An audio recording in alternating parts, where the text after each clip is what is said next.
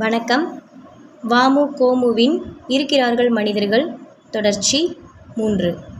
இருந்தும் ஹாலின் போன் அருகே இருந்த நீலவர்ண டைரியிலிருந்து 10-20 எண்களுக்கு ரிங் அடித்து இந்த மாதிரி என்று சரியாய் வார்த்தை வெளிவராமல் தயங்கி தகவலை சொன்னாள்.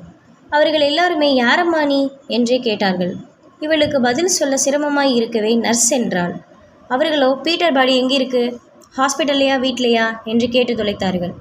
இடையில் ஒரு எண்ணில் பேசியவர் ஆசிரியை போல் உள்ளது. போச்சா, சென்னை போக வேண்டாமடி, வீட்டில் இப்படி இருக்கும்போது என்றேன். அவள் கேட்கவே இல்லை. டெய்ஸிக்கு தகவல் சொன்னியாமா என்றார். அவங்க செல்ஃபோன் லைனே கிடைக்க மாட்டேங்குது என்றாள் ரூத். எப்படி கிடைக்கும், ட்ரெயினில் போகிறப்ப அவ்வளோ சீக்கிரம் கிடைக்காதே, எதுக்கும் நானும் ட்ரை பண்ணுறேன் என்றவருக்கு தேங்க்ஸ் சொன்னாள் ரூத். இவள் ஃபோனை வைத்ததும் அது நீளமாய் அலறியது. எடுத்து ஹலோ என்றாள் ரூத். நான் டெய்ஸி பேசுகிறேம்மா ரூத், சென்னையில் இப்போ தான் இறங்கினேன் என்று அவர் பேச துவங்கியதும் இவள் அழத் துவங்கினாள். டெய்ஸி அம்மா இவள் அழுகையிலேயே உணர்ந்து கொண்டாள்.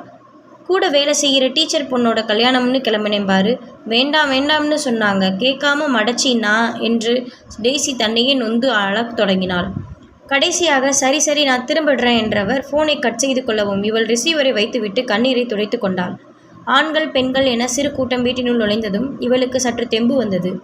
அவர்களை மாடிக்கு அழைத்து சென்றாள். அவர்கள் பீட்டர் ஐயாவை சுற்றிலும் மௌனமாய் நின்று கொண்டார்கள். வந்தவர்களுக்கு காஃபி தயாரிக்கலாமா, குடிப்பார்களா என்ற சந்தேகத்தில் கைப்பிசைந்து நின்றாள். எல்லாருமே கருங்கல்பாளையம் உள்ளூர் தான் போலுள்ளது. அவர்கள் எல்லாரையும் இப்போதுதான் முதலாய் பார்க்கிறாள். அவர்களுக்கும் இவள் யார் என்ற விவரம் தெரியாமல் இவளிடம் துக்கம் விசாரிக்க தயங்கினார்கள். டீச்சரை கேட்டார்கள். இவள் விஷயத்தை சொன்னதும் எப்படியும் இனி காலையில் தான் வந்து சேருவாங்க, காத்தால வந்து பார்த்துக்கலாம் என்று அவர்களாகவே பேசிக்கொண்டு படியிறங்கினார்கள். அவர்கள் அனைவரும் சென்ற பிறகு மேலும் 2-3 பேர் வந்தார்கள். இலவு விழுந்த வீடு மாதிரியே தெரியலையே, ஏப்பா வந்த ஃபோனு நெசமாப்பா என்று பேசிக்கொண்டே வந்தார்கள். அவர்களையும் மேலே கூட்டிட்டு போய் பீட்டர் ஐயாவின் சடலத்தை காட்டினாள். ஒருவர் மட்டும் நிலைமையை புரிந்து கொண்டு ஐஸ் பெட்டிக்காரனுக்கு தகவல் கொடுத்தார். 15 நிமிடத்திற்குள் மினி ஆட்டோவில் கண்ணாடி பெட்டி வந்து சேர்ந்தது. அவர்கள் ஐயாவை பெட்டியினுள் படுக்க வைத்துவிட்டு காலையில் வருவதாக சொல்லி போய்விட்டார்கள். நேரமும் இரவு 8 மணி ஆகிவிட்டது. ஐஸ் பெட்டிக்கு ஏற்பாடு செய்த நபரும் நான் போகிறேம்மா என்றபோது இவளுக்கு என்ன சொல்வதென்றே தெரியவில்லை. எனக்கு பயமாக இருக்கு, இருங்க இங்கேயே என்று எப்படி அவரிடம் சொல்வாள்?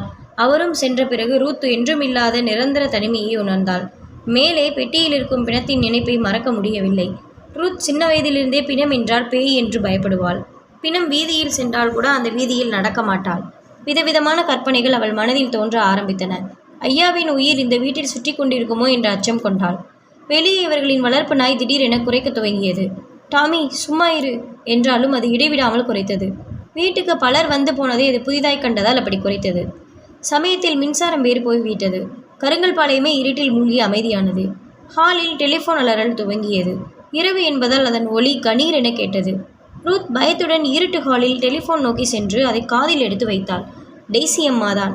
மாடியறையில் ஐயாவின் டேபிள் மீது சிவப்பு வர்ண டைரி இருப்பதாகவும் அதில் முதல் பக்கத்தில் பச்சை வர்ணத்தில் 3 ஃபோன் எண்கள் இருக்கும் எனவும் அவர்களுக்கு உடனே தகவல் சொல்லிவிடு என்று சொல்ல இவள் தன் நிலையை சொல்ல ஆரம்பித்த போது கட்டாகிவிட்டது.